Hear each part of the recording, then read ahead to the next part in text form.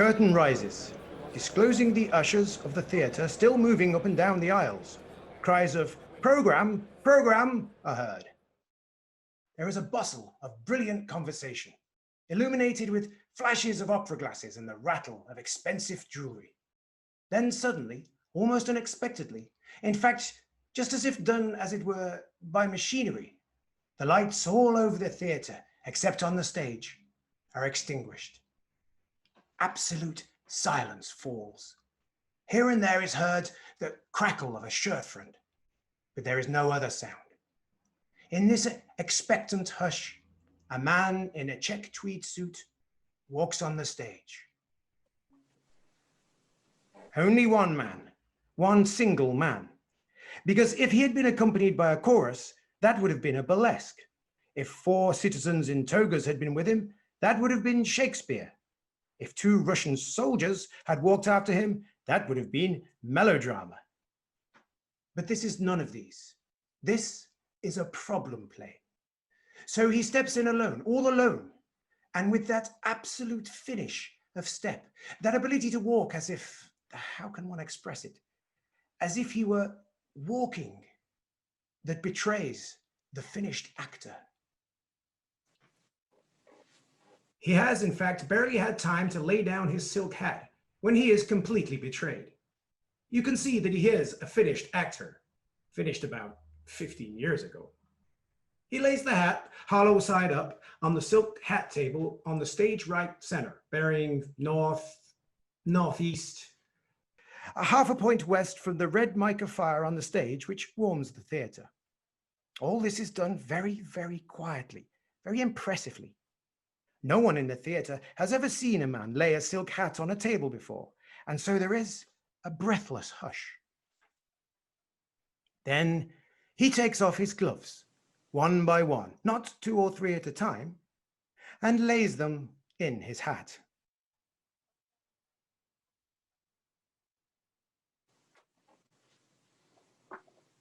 The expectancy is almost painful. If he had thrown his gloves into the mica fire, it would have been a relief, but he doesn't. The man on the stage picks up a pile of letters from the letter department of the hat table. There are a great many of these letters because all his correspondence, as well as his private letters, are sent here by the General Post Office. Getting his letters in this way at night, he is able to read them like lightning. Some of them he merely holds upside down for a fraction of a second. Then, at last, he speaks. It has become absolutely necessary, or he wouldn't do it.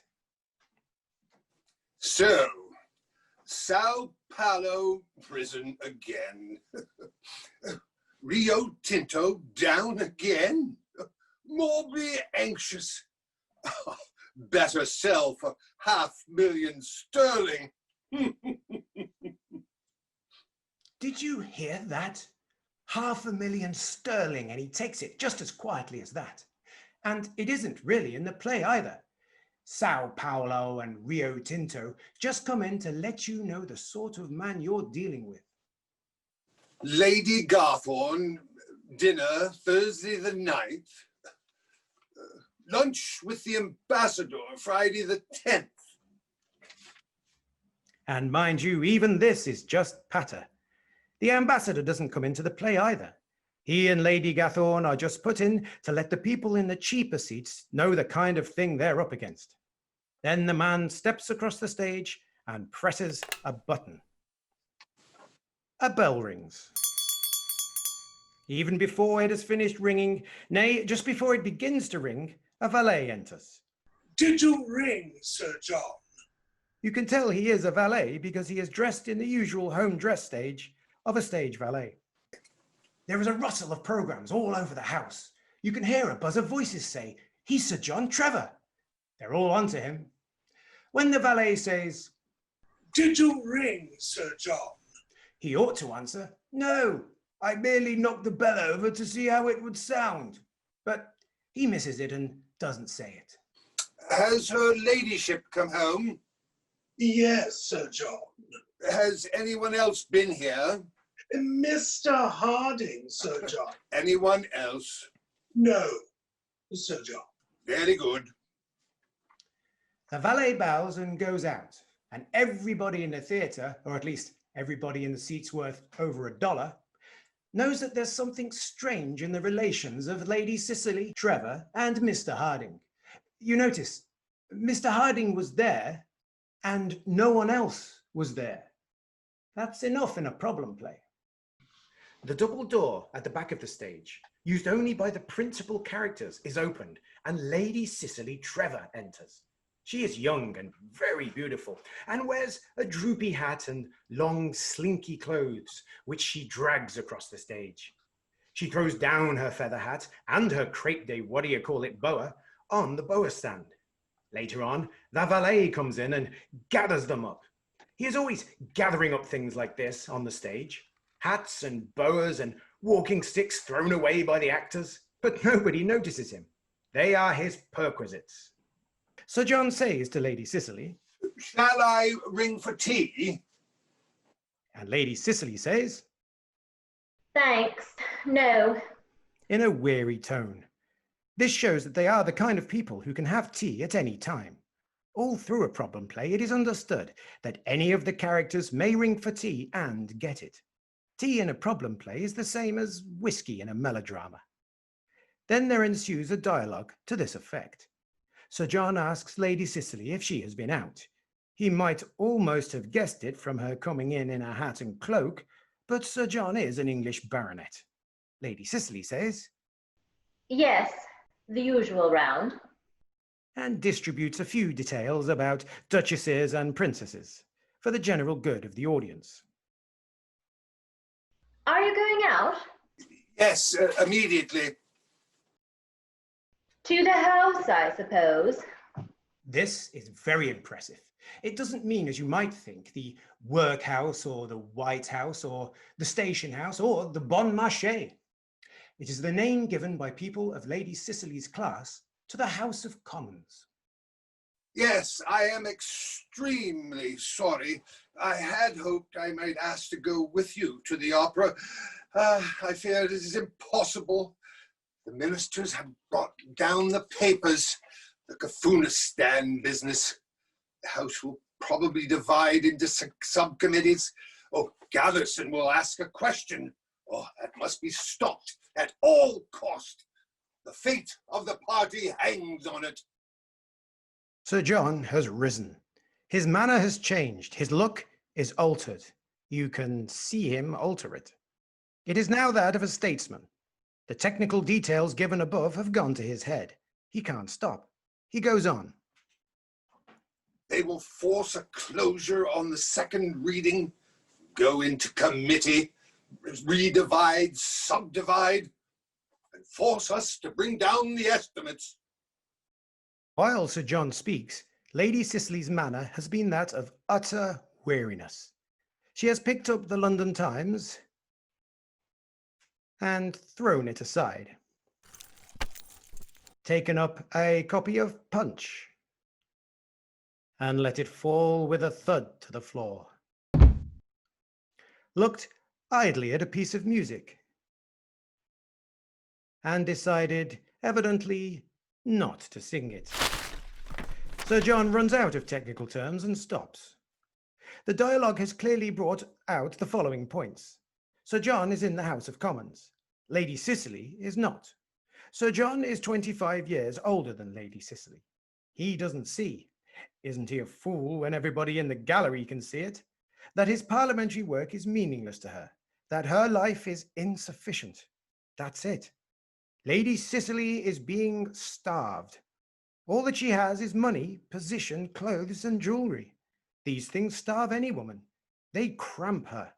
That's what makes problem plays. Are you taking Mr. Harding with you? Why? Nothing. I thought I might ask him to take me to the opera. Puffy is to sing. Oh, do, pray do. Take Harding with you by all means. Poor boy, do take him with you. You know, Cicely, I've been rather troubled lately by Harding. There's something the matter with the boy. something wrong. Yes? He seems abstracted, moody. I think, in fact, I think the boy is in love. Yes? Oh, take the word of an old man, my dear. There's a woman in it. We old parliamentary hands are very shrewd, you know, even in these things. Someone's playing the devil with Jack, with Harding. Sir John cannot see the change in Lady Cicely's face. He is not meant to see it. But even the little girls in the 10th row of the gallery are wise. Talk to him. Get it out of him. You women can do these things. Find out what the trouble is and let me know. I must help him. I promised his mother when he came back to England, that I would. You knew Mr. Harding's mother very well? Very well. That was long ago, wasn't it? Long ago. Was she married then? No, not then. Here in London? Yes, in London. I was only a barrister then, with my way to make, and she, famous beauty. Sir John is speaking with a forced levity that doesn't deceive even the ushers. She married Harding of the Guards. They went to India. And there he spent her fortune and broke her heart. Have you seen her since? No, never. She has never written you? Only once. When she sent him home, she wrote to me for help. That's why I took him on as my secretary. And that was why Mr. Harding came to us in Italy 2 years ago, just after our marriage. Yes, that is why. Does Mr. Harding know What? that you knew his mother? I have never spoken to him about his mother's early life. The stage clock on the mantelpiece begins to strike. Sir John lets it strike up to 4 or 5 and then says, 8 o'clock. I shall be late. I will miss the sitting. Goodbye. He moves over to Lady Cicely and kisses her. There is softness in his manner. Such softness that he forgets the bundle of parliamentary papers that he had laid down. Everybody in the theatre can see that he has forgotten them. They were right there under his very eye. Sir John goes out. Lady Cicely stands looking fixedly at the fire. She says out loud to herself, How his voice changed. 25 years ago. So long as that. I wonder if Jack knows. Mr. Harding is downstairs, milady. Show him up, Ransom. A moment later, Mr. Harding enters. He is a narrow young man in a frock coat. His face is weak. It has to be. Mr. Harding is meant to typify weakness. My darling. She says, just like that, in capital letters. You can feel the thrill of it run through the orchestra chairs. All the audience look at Mr. Harding, some with opera glasses, others with eyeglasses on sticks. They can see that he is just the sort of ineffectual young man that a starved woman in a problem play goes mad over. Lady Cicely repeats, my darling, several times. Mr. Harding says, hush, and tries to disengage himself. She won't let him. He offers to ring for tea. She won't have any. Oh, Jack, I can't go on any longer.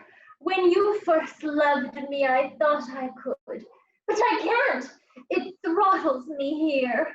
This house, this life, everything.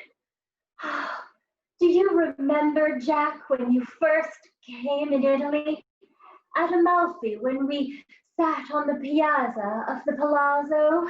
I do? Oh, and that day at Fiesole among the orange trees, and Pisa, and the Capello de Teresa, oh, and the Mona Lisa.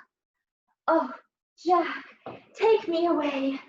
Take me away from here. Take me to the Riviera, where we can stand together with my head on your shoulder, just as we did in the Duomo at Milano, or the Piaggia at Verona.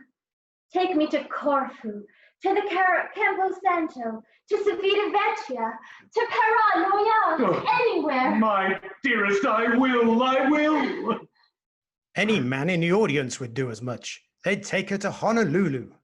While she is speaking, Sir John's voice had been heard off the stage. No, thank you, Ransom. I'll get them myself. I know just where I left them. Sir John enters hurriedly, advances and picks up his papers on the table, turns and stands. He sees his wife's attitude and hears her say, Riviera, Amalfi, Orangieri, Contadini, and the Capello Santo. I will. "It is enough." He drops his parliamentary papers. They fall against the fire irons with a crash. These in falling upset a small table with one leg. The ball of wool that is on it falls to the floor. The noise of this disturbs the lovers. They turn. All three look at one another. For a moment it appears like they might ring for tea. Then they stand petrified. You! Gasps Lady Cicely. She does this awfully well. Everybody says afterwards that it was just splendid when she said, You! Sir John stands gazing in horror. Him? My God! He? Mr. Harding says nothing. He looks very weak. Lady Cicely unpetrifies first. She breaks out, speaking through her nostrils. Yes, I love him. I love him. I am not ashamed of it. What right have you to deny me? You gave me nothing. You made me a chattel, a thing. You can feel the rustle of indignation through the house at this. To make a woman a thing is the crowning horror of a problem play. You smothered me here. You throttled me. I couldn't breathe. You starved me. And now I'm going. Do you hear me? Going away. To life, to love, behind the beyond. She gathers up Mr. Harding, practically, and carries him passionately away. He looks back weakly as he goes. Sir John has sunk down into a chair. His face is set. The valet enters, carrying a telegram on a tray. Jack! My God! Jack! A telegram, Sir John. What? Telegram, sir. A cablegram.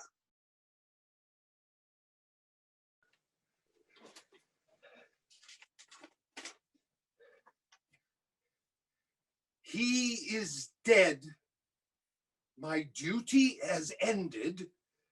I am coming home.